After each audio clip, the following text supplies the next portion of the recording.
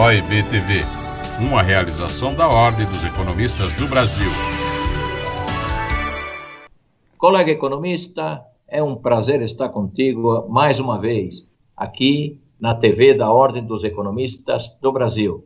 E hoje tenho a honra, o prazer de conversar com meu querido professor Carlos Antônio Roca, professor da FEA-USP, coordenador do Centro de Estudos no Mercado de Capitais, da FIP, e premiado com o Prêmio Economista do Ano de 2019. Professor Roca, é um prazer tê-lo novamente aqui, mais uma vez na TV da Ordem dos Economistas do Brasil. Professor Manolo, eu agradeço essa oportunidade, especialmente no contexto de ter alguma participação, que eu acho que todos os economistas devem ter, na discussão das questões nacionais e na identificação de possíveis saídas desta crise. É claro, sempre com aquela visão que eu acho que o papel do economista, evidentemente, não é tomar as decisões básicas têm que ser tomadas pela sociedade, são questões de natureza política, a sociedade precisa dizer o que ela quer. O economista tipicamente vai responder com os instrumentos que eventualmente podem ser utilizados para atingir esses objetivos, quais são os custos, os benefícios da ação de cada um dos instrumentos. E para que esse debate seja produtivo, realmente nós temos que sair desse ambiente de radicalização que tem se estabelecido, que é uma radicalização que impede, compromete a eficácia do debate. Porque na medida em que, ao invés de eu perguntar, discutir as ideias, eu pergunto quem falou e qual é o carimbo que ele tem na testa, isso compromete a eficácia do debate, e é uma pena, porque realmente, com isso, nós não conseguimos andar adiante e principalmente chegar àquele consenso básico de políticas que sejam efetivamente eficazes para a gente sair do buraco. Acreditando que isso aí deve ser superado, até pela gravidade da crise, a gente gostaria realmente de fazer algumas considerações, e eu gostaria primeiro de perguntar, Manolo, qual é a pergunta? Bom, agindo estritamente como economistas que somos, e também professores que somos, a pergunta vem a ser a seguinte: estamos vivendo num cenário de extrema incerteza, como nunca antes visto, porque estamos convivendo com uma grave crise sanitária provocada por esse terrível vírus, o Covid-19, que está dizimando milhares de empresas do ponto de vista econômico, aumentando o nível de emprego, diminuindo a renda das famílias, com fortes impactos no curto prazo e também no médio e longo prazo para o crescimento da economia brasileira. E como economistas que somos, temos que selecionar um conjunto de variáveis que são importantes, variáveis-chave da política monetária, da política fiscal, da política de rendas, enfim, as políticas que compõem a chamada política econômica, para, depois de analisarmos essas variáveis, traçarmos cenários sobre o crescimento da economia após este período da Covid-19. Então, é um momento bastante interessante que nós estamos tendo nesse momento do tempo, porque já temos informações razoáveis sobre a dívida do setor público, hoje e aquela que será amanhã, do resultado primário, do resultado nominal, enfim.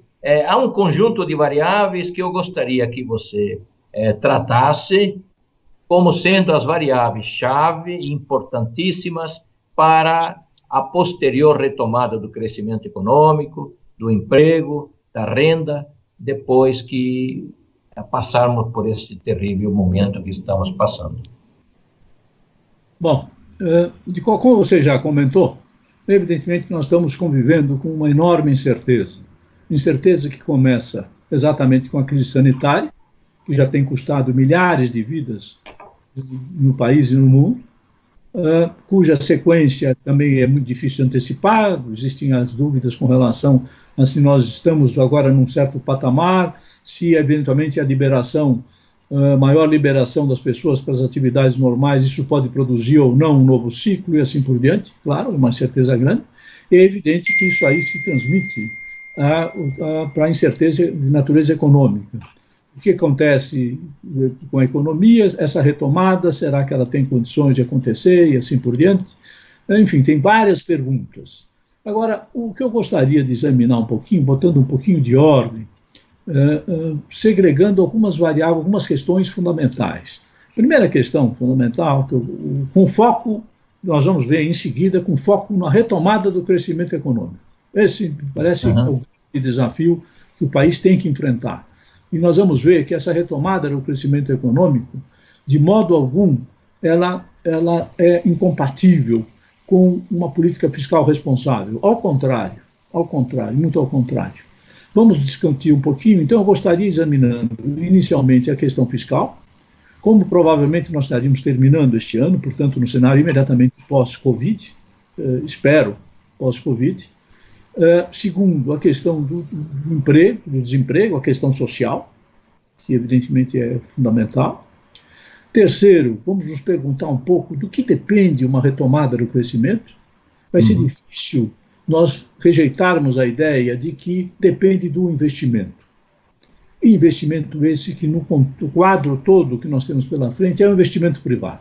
Então, de que modo que nós vamos fazer para acelerar o crescimento do investimento privado e quais são as alternativas que eventualmente se colocam, quais as ações que seriam eficazes para atingir esse objetivo. Vamos começar um pouquinho com o quadro fiscal. Qual é o horizonte? Apesar de toda a incerteza, eu acho que existe um conjunto de projeções aí que não são muito diferentes daquelas que nós vamos comentar. Nós usamos, lógico, as projeções do cenário Focus, do Banco Central, e também as projeções da Instituição Fiscal Independente do Senado, né? Então, esses números mostram o seguinte: de um lado, o déficit primário, que estava previsto para ficar em torno de 2% do PIB, a projeção é da ordem de 11% do PIB. Quando você acrescenta juros, o déficit nominal fica entre 15% e 16% do PIB, que é um número de longe, o maior número que nós temos historicamente. A relação dívida-PIB, que caminhava para ficar abaixo dos 80%, né, 78%, 79%, as projeções do Instituto Fiscal Independente é de 96%, existem outras projeções, são próximas de 100%. São números extremamente elevados e muito superiores, inclusive, do pós-crise, às projeções que se faz para as economias em desenvolvimento. Realmente é uma situação de carga de dívida excepcionalmente elevada. O que se pode fazer, o que se pode esperar dessa projeção dessa dívida? O Instituto Fiscal Independente fez uma projeção, aquilo que eu uso no cenário de base, em que essa relação dívida-PIB não para de crescer até 2030. Mas será que são hipóteses muito pessimistas? Não são hipóteses, é mais ou menos o que está no cenário.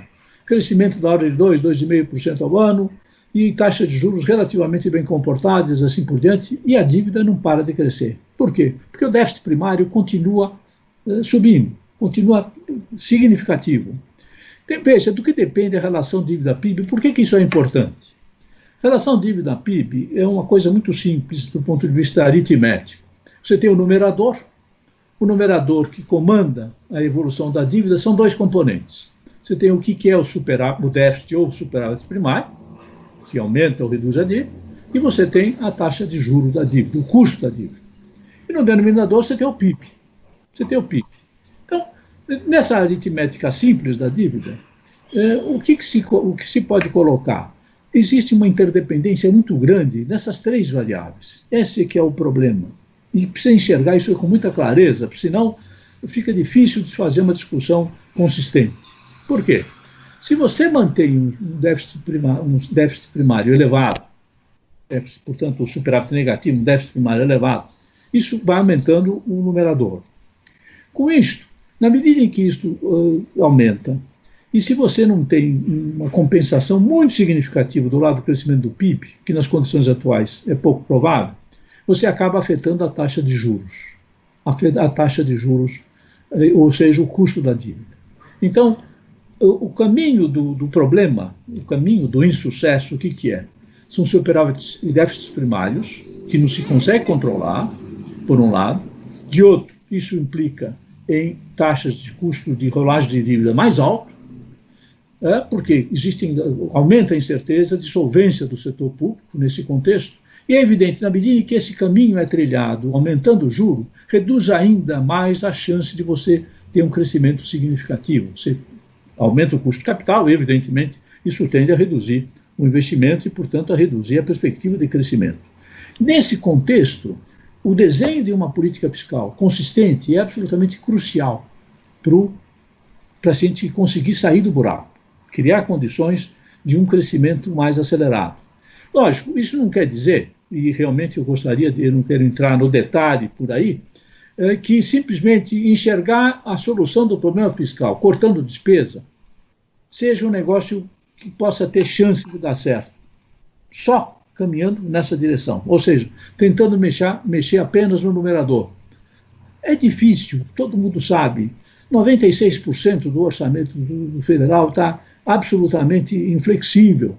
Recentemente, o Supremo Tribunal proibiu que se utilizasse aquele mecanismo de redução de jornada e redução do salário no setor público, seria eventualmente uma válvula de escape e assim por diante. Uhum. Então, nós temos um orçamento absolutamente inflexível. Cortar despesa por aí vai ser muito difícil. Começa a ser cogitado em algum aumento de carga tributária e assim por diante. De qualquer modo, do lado fiscal, isso que eu queria registrar, do lado fiscal, seria extraordinariamente importante o quê? Manter duas variáveis nas direções desejáveis, ou seja, taxas de juros, custo de dívida baixo e aceleração de crescimento do PIB. Esse seria um resultado altamente desejável. Vamos tentar discutir isso aqui um pouquinho mais adiante. Mas fica claro, eu queria retirar dessa primeira conversa que você tem que manter juro baixo, tem que manter a solvência do setor público. Se não acontecer isso, você não consegue caminhar. Segundo, a questão social, a questão do desemprego. Uhum. Como você sabe, os índices de desemprego hoje não valem grande coisa, porque o pessoal não está procurando emprego, isso não aparece no índice. As projeções que estão por aí são mais ou menos que nós terminamos o ano com alguma coisa em torno de 18, 19 milhões de desempregados. Se nós agregarmos aquilo aí, os chamados informais, assim por diante, nós vamos ter dezenas de milhões de pessoas numa condição extremamente difícil de sobrevivência. Como é que você resolve isso? De um lado, estava se avançando bastante a questão da renda mínima.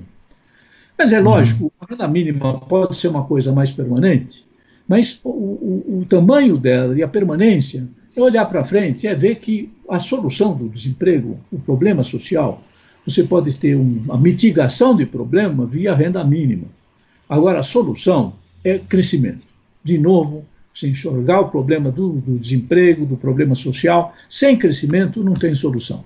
Não dá para você manter simplesmente dezenas e dezenas e dezenas de pessoas na expectativa de sobreviver com transferências fiscais, transferência do orçamento, especialmente num contexto em que você não tenha uma perspectiva de uma retomada mais consistente do crescimento. Dado essa constatação, a conclusão que a gente sai daqui é o seguinte: mesmo para você resolver o problema fiscal, manter a credibilidade na solvência do setor público, você tem que acelerar o crescimento. Essa é também a condição fundamental para você enfrentar as questões sociais e, muito especialmente, do desemprego. Então, a pergunta dessa primeira parte que eu gostaria de deixar perguntar: como é que você faz isso? Do que depende essa retomada, essa aceleração do crescimento? Quais são os fatores que eventualmente estão condicionando isso? E quais são as expectativas ou as esperanças que a gente pode formular de aceleração do crescimento econômico no horizonte de curto prazo, lógico, no horizonte curto. Nós não estamos falando de 2, 3, 4, 5 anos adiante, nós estamos falando de hoje, deste ano e do próximo ano. Roca, vamos tratar dessa questão, dessa resposta, no próximo bloco. Um segundinho, já retornamos.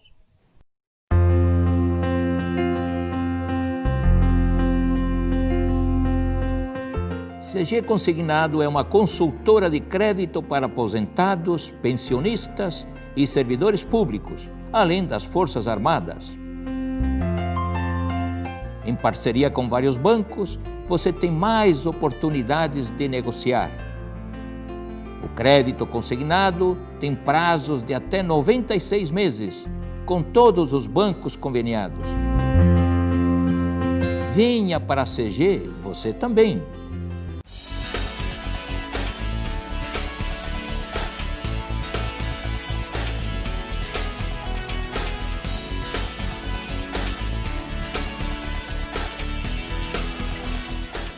O profissional economista possui sólida formação teórica e prática e visão metodológica global da ciência econômica e sua importância. Ele possui consciência criticamente aberta sobre a realidade socioeconômica do país e assume uma postura responsável no tocante à sua atividade profissional.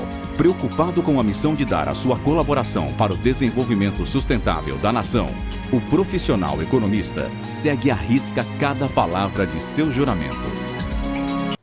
Colega economista, é um prazer estar contigo aqui na TV da Ordem dos Economistas do Brasil. Estou conversando com meu querido professor Carlos Antônio Roca, professor da FEA-USP, coordenador do Centro de Estudos do Mercado de Capitais, da FIP, e premiado com o Prêmio Economista do ano de 2019, do ano passado. Roca, olhando a demanda agregada, a despesa agregada, nós temos os seguintes componentes. Temos as despesas de consumo das famílias, despesas de consumo do governo, o investimento privado e mais o setor externo, exportações menos importações. Nesta crise que nós estamos passando, não podemos contar para a retomada com aumentos do consumo das famílias, até porque o desemprego e a perda de renda não vão permitir que a retomada seja por aí. As despesas do consumo do governo, embora inflexíveis para serem diminuídas, curiosamente elas estão sempre crescendo. Há uma situação interessante que estados e municípios estão com problemas, mas não deixam de dar aumentos para seus servidores. Isso também você pode explorar. E acaba sobrando o setor externo também, devido à pandemia, as relações comerciais internacionais estão encolhendo e bastante estão diminuindo. Então, está sobrando mais as despesas de investimento do setor privado, nacional e estrangeiro. É por aí que você acha que vamos encontrar a chave da retomada? Realmente, quando você analisa quais são os fatores que estão por trás do crescimento econômico, lógico, deixando de lado uma avaliação mais ampla de modelos com maior inserção social, enfim, eu acho que tem um bocado de experiência acumulada nisso, a variável-chave, no fundo, é o investimento. E é um investimento por razões, digamos, muito claras. Os demais componentes que nós temos hoje, componentes de demanda, como você bem falou, nós estamos saindo, ao final deste ano, uma economia com uma enorme capacidade ociosa, do lado produtivo, um enorme desemprego de outro. Então, teoricamente, se você tivesse algum modo de alavancar a demanda, o sistema teria condições de responder isso aí sem nenhuma pressão inflacionária, não haveria problema. Alguns podem cogitar, não, vamos fazer o seguinte, pode ser que a gente tenha uma saída aí, um primeiro empurrão do lado do consumo. Felizmente está difícil de acreditar nessa hipótese. Por essas razões que o Manolo já falou, a questão do desemprego, tudo, e outra coisa, a questão do endividamento das famílias, que havia uma tendência de queda e agora está em plena elevação, desde o segundo semestre do ano passado. Então, não tem espaço também para crescer por aí, simplesmente alavancando o crédito ao consumo. Quer dizer, não tem muita saída. Gastos do governo, lógico, já está claro que vai acabar sendo ampliado, está se ampliando. Isso, do ponto de vista social, é inexorável que acabe acontecendo, mas você tem que acomodar isso de algum modo. E, por outro lado, quando se fala de questão fiscal, e o Manolo tratou, frequentemente o foco acaba sendo o governo federal. O que nós temos que registrar é que a grande maioria dos estados está numa situação quase falimentar, alguns não conseguem nem pagar o 13º salário do ano passado. E mesmo assim, como se comentou, anuncia-se aumentos salariais, que é uma coisa extraordinária, como nesse contexto, e também mais da metade ainda não fez a sua reforma da Previdência.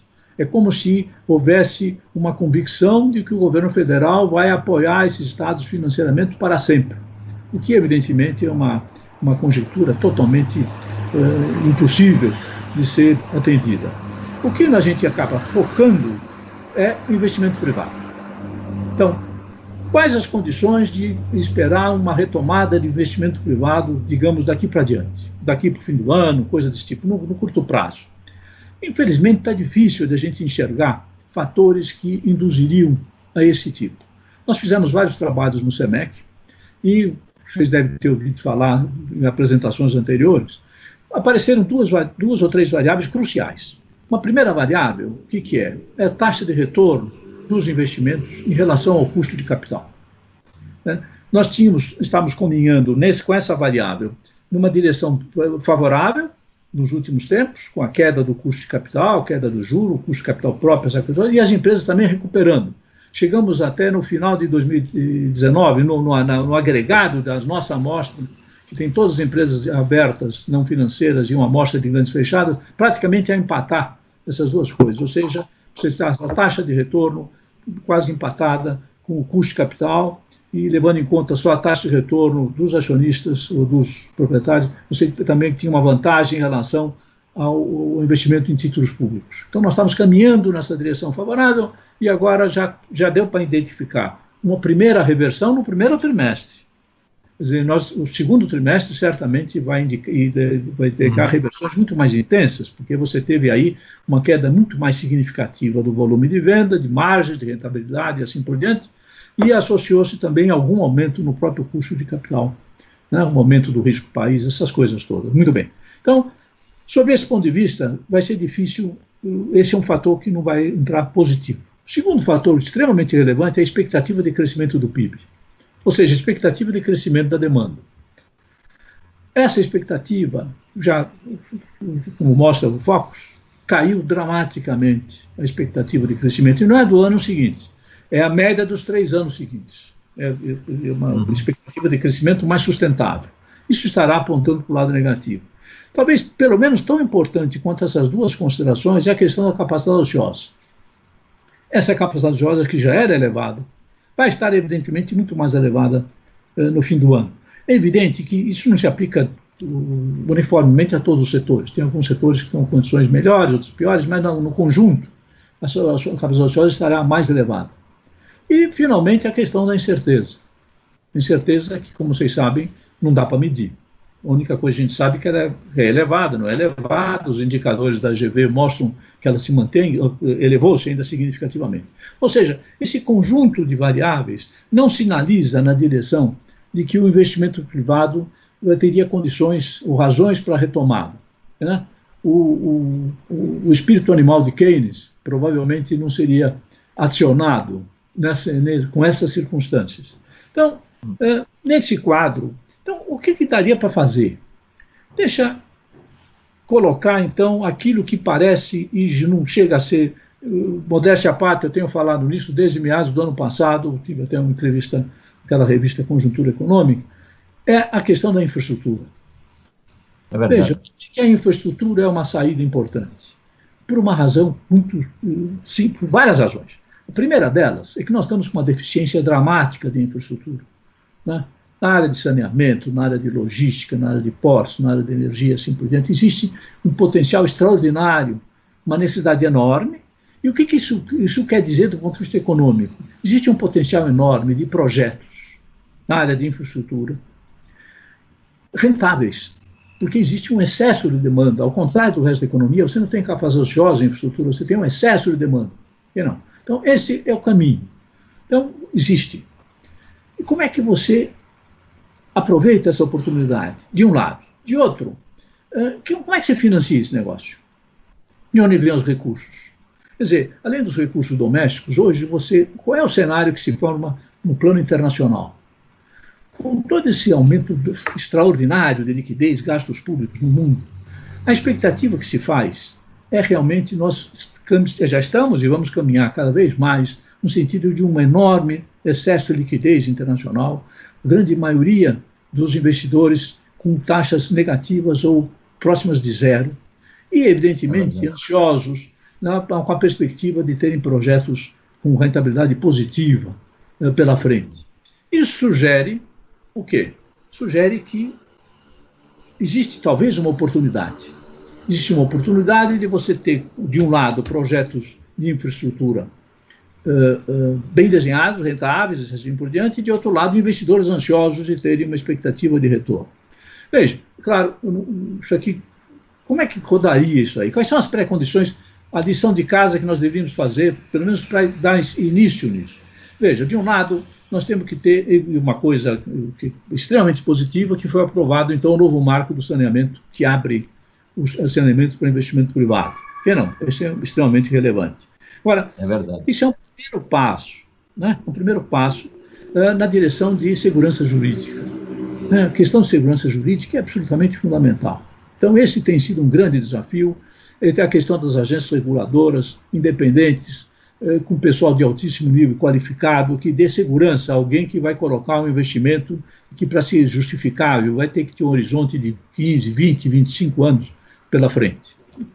A segunda condição, e essa me parece muito importante, é você ter um pipeline, ter um fluxo de projetos de investimento significativo, projetos de boa qualidade. Por que o projeto de boa qualidade é crucial?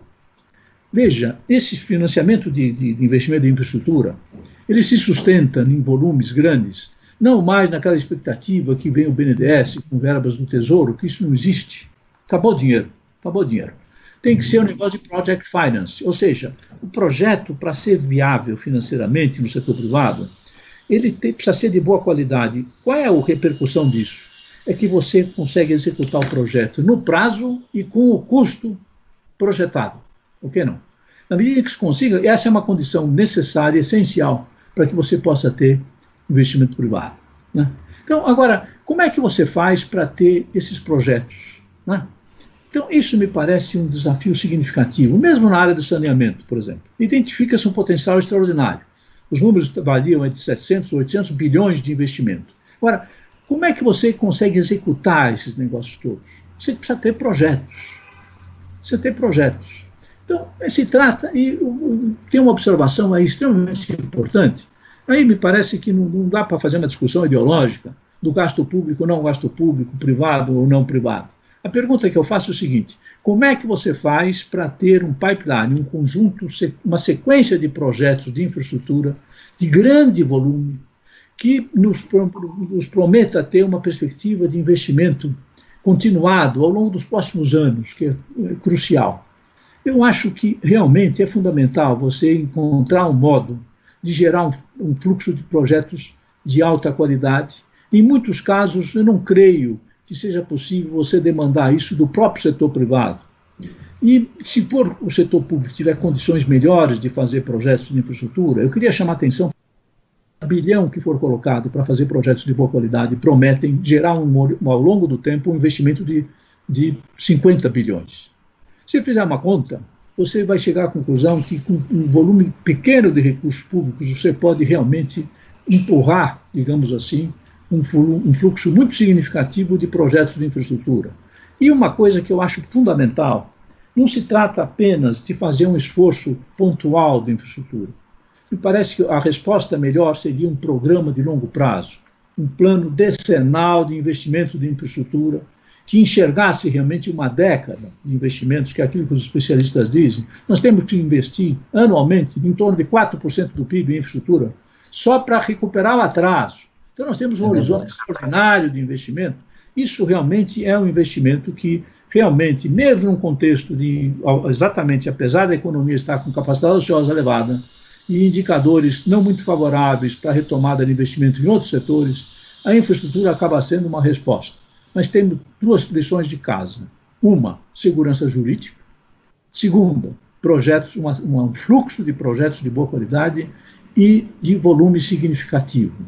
O que nós temos, isso teria um outro efeito sobre os investimentos dos demais setores. Veja, nós ancoramos as expectativas de inflação com sucesso. O que nós precisamos agora é ancorar expectativas de crescimento com sucesso. Isso envolve realmente a necessidade de ter credibilidade num projeto de longo prazo e de grande escala de infraestrutura que nos dê um horizonte de uma década adiante, digamos de hoje até 2030, de investimentos significativos em infraestrutura. Isso realmente seria a grande alavanca de retomar, uma grande oportunidade. Não é a única. Temos que várias tarefas pela frente para fazer. Todas as reformas continuam sendo extremamente relevantes para um ambiente favorável ao investimento. Toda a discussão de renda mínima continua altamente relevante, mas para tornar isso tudo verdadeiro e realizável, me parece que a questão do investimento em infraestrutura é a alavanca fundamental. Excelente, Roca. É um raciocínio, um excelente diagnóstico você nos propiciou sobre a situação atual e futura da economia brasileira, focando as variáveis-chave para o crescimento econômico. Bom, estamos chegando ao final do nosso tempo, mas ainda dou a palavra a você, caso tenha, para tuas conclusões finais. Eu acho que queria reiterar realmente a percepção, a proposta para ser discutida, de que a grande alavanca de retomada do crescimento mais acelerado são investimentos privados em infraestrutura. Evidentemente, a capacidade de atrair investimentos externos depende de várias colocações. Você tem, hoje em dia, todas as questões ambientais, a questão da incerteza na economia, questão política e assim por diante.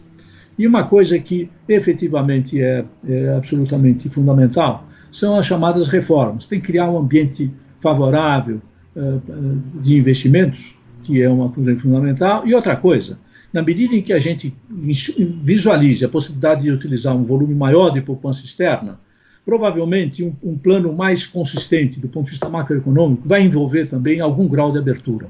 O aumento de abertura na economia brasileira, que, digamos, é recomendado entre 9 e 10 economistas que analisam a realidade brasileira. Você tem que realmente fazer uma coisa consistente, na medida que se consiga absorver um volume significativo de poupança externa e não, eventualmente, caminhar para um risco que nós já convivemos com ele, de valorização cambial.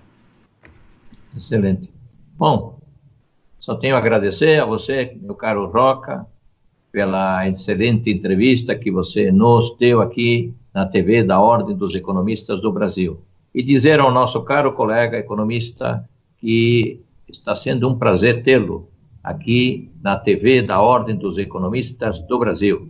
E até o próximo programa. Muito obrigado. OIB TV, uma realização da Ordem dos Economistas do Brasil.